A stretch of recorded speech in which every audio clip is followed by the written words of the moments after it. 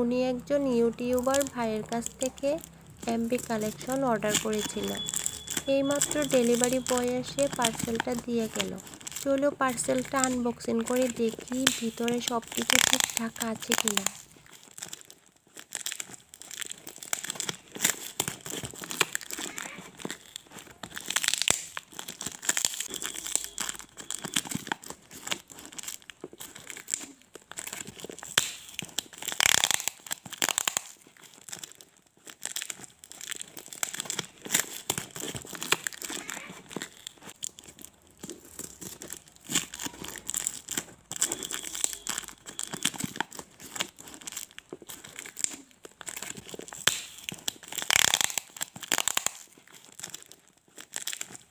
ভিডিওতে যেই রকম দেখিয়েছিল সেই রকম আসেনি।